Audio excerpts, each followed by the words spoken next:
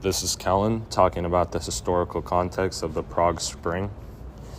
After the end of World War I, Prague became a communist country that was strongly influenced by the Soviet Union.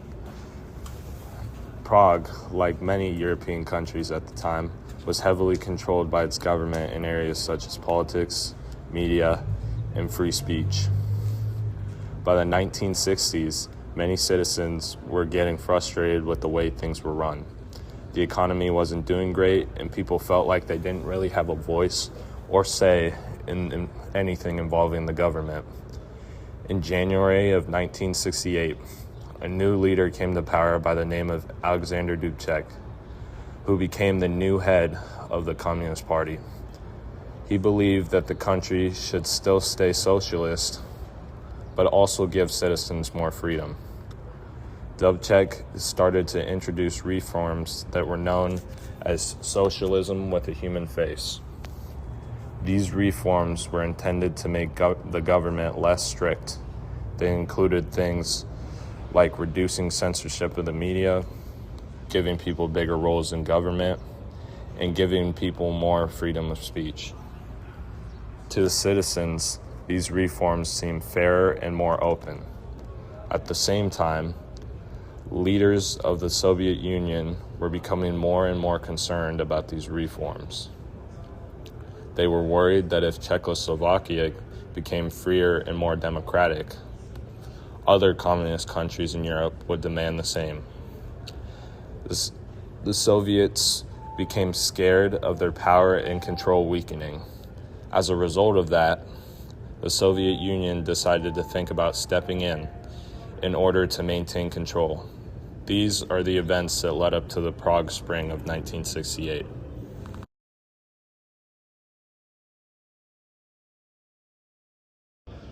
My name is Amari Majid, and I'm the geopolitical analyst. During the Cold War, the world was mainly divided into two major powers, the United States and the Soviet Union. Both sides were trying to spread their own system of government and keep the influence that they had on other countries. The Soviet Union controlled a lot of the countries in Eastern Europe after World War II, including Czechoslovakia. These countries were expected to stay communist and follow the Soviet Union's political ideas. In 1968, something very important happened in Czechoslovakia. A new leader had come up named Alexander Dubček. He immediately started making changes to the government, and he believed the country could still be communist, but at the same time give people more freedom. He called this idea socialism with a human face. The changes he made included allowing more freedom of speech, reducing government censorship, and letting people give opinions and criticize the government more freely. Many people in Czechoslovakia were happy to hear about these reforms. They finally felt like life was more fair. However, the Soviet Union saw these changes differently. The Soviet leaders saw the change and realized if one communist country started becoming more free, other countries might want the same thing, and that would weaken the control the Soviet Union had on the Eastern European countries. When the Soviets saw this, they wanted to stop the reforms. In August of 1968, the Soviet Union sent 200,000 troops and thousands of tanks into Czechoslovakia. Soldiers from other communist countries in the Warsaw Pact also decided to join in the invasion. All they wanted was to take control again and stop the reforms that Dubček had started. These invasions shocked people around the world. The people in Czechoslovakia protested, but they stood no chance against the Soviet military. As a result, Dubček was removed from power, and the Soviets restored the stricter communist government.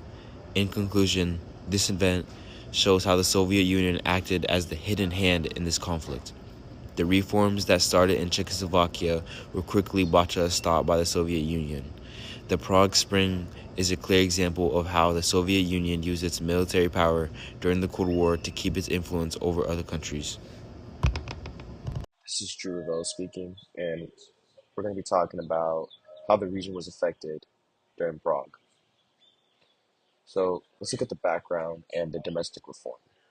Czechoslovakia in 1968 was a very volatile zone, and they didn't want to associate themselves with the Western world.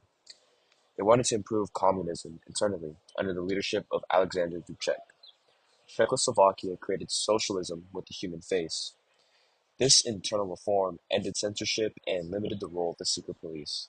For a few short months, the quote-unquote Prague Spring transformed Prague into a hub of free thought and a place that allowed Czechs to imagine a democratic future. The turning point was the invasion called Operation Danube. Soviet leaders viewed the reforms as a viral disease affecting the Eastern Bloc, and they decided to act on this. On August 20th, the Proxy War escalated to a physical invasion with Operation Danube. Approximately 200,000 Warsaw Pact troops and over 2,000 tanks invaded Ruzyn Airport in Prague and flooded the capital. The two main battlegrounds were the Wenceslas Square, which served as the protest site for the mass of protesters, as we can see on the left, the image on the left, and the Prague Radio Building, where citizens fought to broadcast the truth as Soviet forces tried to undermine their broadcast or inhibit them. As we can see, the middle image is protesters in the Prague Radio Building, and on the right we have Alexander Dubček. So this conflict was unique because of the response of the common people. Since they didn't have access to conventional military force, the people of Prague engaged in a sort of psychological warfare.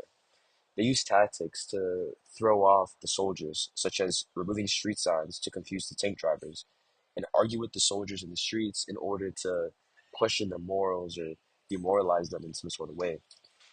This forces the invaders to realize that they were occupying a country rather than liberating it. The ultimate tragedy of this country was the aftermath or normalization, in which the spring was brutally suppressed and replaced by a harsh and rigid authoritarian regime. The suppression caused the largest migration of intellectuals and professionals in modern history. Approximately 300,000 refugees left for the West, including many of the nation's best doctors and artists. Those who remained and lived under the strict censorship for the next 20 years demonstrated how far the USSR was willing to go to protect its quote-unquote buffer zone throughout the Cold War. Connor here. At the end of the Paraguay Spring conflict, people were very optimistic with Alexander Dubček's introduction of a package of reforms that expanded the people's rights to free speech and increased transparency of the government. People were finally able to express themselves for the first time, and it appeared as if the country was headed towards a more democratic society. Sadly, this hope was short-lived, as in August 1968, Soviet-led forces invaded the country, halting Dubček's reform abruptly. Gustav Husak would replace Dubček and would begin the reign of normalization, where restrictions on political freedoms, censorship of media, and speech all became the norm. Protests against the government were immediately shut down as the daily lives of the average citizen were controlled. This atmosphere of fear was felt through the population at all times. The West, though, condemned the invasion, yet no military action was taken. The Soviet Union effectively controlled over the country, showing that they would not allow any rebellion to its authority within the Eastern Bloc. The immediate result of this force of dominance was prevalent and severe. The hopes of Paraguay Spring were crushed after this massive defeat. Long-term wise, these effects were equally significant. The Brezhnev Doctrine was reaffirmed, which stated that the Soviet Union would have the right to intervene in any socialist country if they felt necessary to protect their communist regime. This would lead a decreased amount of political reformations in Eastern Europe countries, as a military response could happen if they chose to speak out. Although oppression was as extreme as it could get, distant movements continued to develop in secret, and the ideal of human rights and freedoms continued to be promoted. The Czechoslovakian dominated country caused a struggle in their economic and social development compared to the Western Europe. However, a good lesson would be brought up out of this situation. Future generations drew inspiration from the struggle and laid foundations for the Velvet Revolution, which would bring to the end the communist rule in Czechoslovakia in 1989.